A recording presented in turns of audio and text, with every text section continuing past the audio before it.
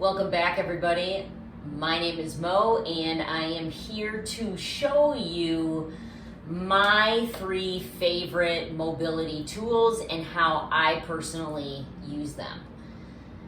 There are so many different things we can use out there, different foam rollers, different densities, lacrosse balls, vibrating like guns you can use on your body.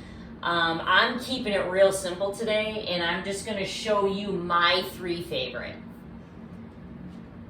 I tend to like this foam roller. It's like grid-like. The middle on the inside is actually hard plastic, so there's not a lot of forgiveness to it, but this on the outside is pretty cushy for the most part. And the way I like to use it is it works really well on my lower body. And I always start from the bottom and then I work my way up. So if I were to work my calves, I would go in the middle here like this, put my other guy over top just for a little extra pressure, and I'm gonna roll all the way to the back of my knee, and I'm gonna roll all the way to my Achilles. Just like that. I move up the body, and I go hamstrings, same thing. All the way to my butt, all the way back. Keep working my way up. I'm gonna work my left glute. I'm gonna cross over and I'm gonna roll into it like that. Now I'm gonna roll this way. Like that. Do the same thing, quads, resting on my elbows like so. So this would be my start position, like that, right in the middle like that. Same thing. I'm gonna roll all the way from here to here. Make sure I get all those areas. And then I work into my upper back. So I usually start at my sports bra and I'll roll all the way to just shy of my neck. You wanna really steer clear of your neck. So here's the rule of thumb that I've always used when it comes to foam rolling. 5 back and forths, and make sure you are really breathing into it. Inhale through the nose, exhale through the mouth, because the whole goal of this is for you to relax, so then your muscles can relax. So this would be number 1 that I really like.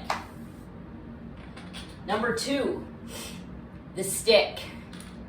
So this basically takes foam roller and these ceramic rollers, individual ceramic rollers that are on here, is just gonna mimic the motions and stuff that we did with this foam roller here.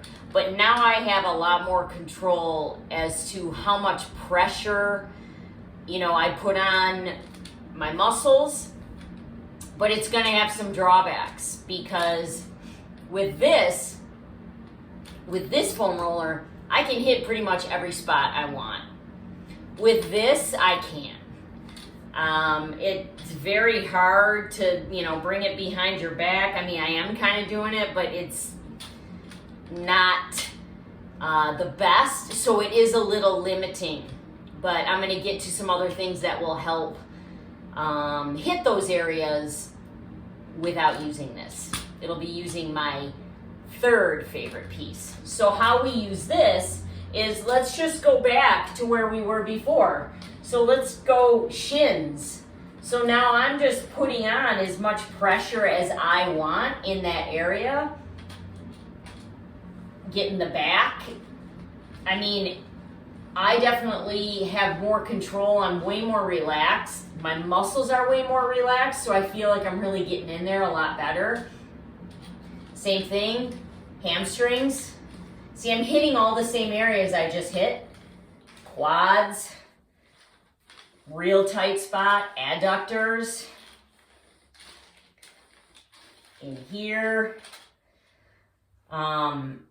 You know, if you wanted to, bottom of your foot, you know, you can really, I mean, there's some bend with this thing, so you can really kind of get in there. But how do I get my upper body? Well, you know, yeah, could that work? Yeah, maybe, but it's not going to probably be as effective. So this is also a great tool to travel with. You're not traveling with this, but they do make these rollers in a half where you probably could travel with that. So this would be called the stick, like literally, that's the name, the stick. This is just another way to get in there even just a little bit more. And it's a little bit harder on this foam roller to control the pressure that you're actually putting down on the foam roller because it's your body weight. And you got to rely on your upper body to kind of hold yourself up. This helps everything else kind of relax and you can really just get into the different areas that you want. My third one. Yes, this is a lacrosse ball. This is really good at getting in the different intricate areas that this guy can't hit. So when you see these grooves in here like this, imagine it like being like this. These start to get a little pointed in certain areas. So when you roll over and it's like a flat surface, you might not feel like, ooh, that's a rough spot. You know, maybe I need to focus on that. But when you start rolling where it's the grid-like, it's going to really start pinpointing kind of where those areas are that need special attention. So here's kind of a trick. I like to use these two tools here where they're kind of taking stock as to where in my body am I having trouble? Like, what are the areas that are really kind of holding me back a little bit more? Because when we do an overall, there's going to be some areas where you're like, this feels fine. And then there's going to be other areas that you're like, wow, I can't even put pressure on this. That's where this would come in. So let's say I was going over my hamstrings and I noticed that there was a spot like back in here. Well, what I can do is I can take this, put it right in the spot, and now, let me back up a little bit, and now I'm going to put pressure pushing down to what's comfortable in that spot. But here's the difference. These two you actually rolled. There was movement. We're not doing movement with this one. I'm just putting pressure in and really trying to pinpoint on one spot right now. So just like with these, we did 5 back and forth and you breathed. Think of it, this is the opposite. 5 inhales, 5 exhales, and then you can move to another spot. So if I put it here and I move to another spot, I just did 5 inhales, 5 exhales. I'm just going to move it an inch away from where I was and do the exact same thing. So if it's like one spot, like right here, you're going to want to work all around that area. And then you notice that it was really hard for me, for actually both of these, to get into my back or my shoulders or whatever. Well, you can put this on the floor and now I've got this working in my shoulder blade. I mean, I cannot relax back into it because it's really tight, really uncomfortable for me, but I'm really getting in there into an area that probably needs more special attention. So if you think like when you lay on the ground and you're laying on this, you're putting all your body weight into that. Simple solution for you. You're like, man, Maureen, I can't do that. It's too hard. Well, what you can do is put the ball against the wall. So now I want to work that same spot. I'm going to put it in the same spot, but now I'm up against the wall. I just took probably 50% of that pressure off. And now I can really control how much pressure I'm putting in that spot. So whether you're using the ground itself or you're backing it up against a wall, think about using the ground itself as being like the most difficult, where you're probably going to feel it the most. And then once you bring it up and you go up against the wall, you're going to take some of that pressure off, and it's not going to be as extreme, okay? And then you can do the same thing. You know, if there was, the wall was right here, let's just use this as the wall, I can go into it like that with my shoulder. And with most of these exercises, I would tell you, stand up. Stand up, get some leverage. Put this wherever you want it, you know, like when we're all on the computer a lot right now, so we probably need a lot of work in those traps in here, in between your shoulder blades. You probably need a lot of work there as well.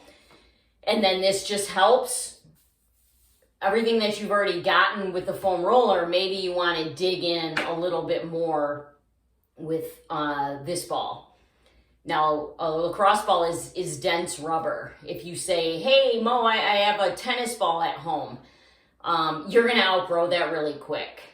You're going to say it doesn't get in there because there's a lot of compression to it. So I would just tell you, start out with this and use it up against the wall, and then you can dictate how much pressure you're putting into it. And as far as just frequency, here's a couple rule of thumbs with foam rolling and like mobility work. You can do it prior to a workout, and if that's the case, I would work on the muscles you're actually going to train. You can do it intra-workout, meaning in the middle of your workout. So maybe you're working on your squats, and in the middle of sets, you're rolling out your adductors or your glutes or your quads, whatever you feel like needs a little bit more attention. And you can do a post-workout where you just give your whole body a nice roll as if you would, you know, doing static stretching. So again, my three favorites: foam roller, grid-like, the stick, and a lacrosse ball. If you're not working on any type of mobility stuff like this, I would strongly suggest throw it in once a week right now. You don't need to work on 5 days a week. If you're doing 0, let's just go for 1. And again, if you ever have any questions, you can reach me at mo@mofitness.com or Instagram mofitness. And I'd be happy to answer any questions that you have about this or anything else. So I hope this was helpful for you. And let's get to foam rolling.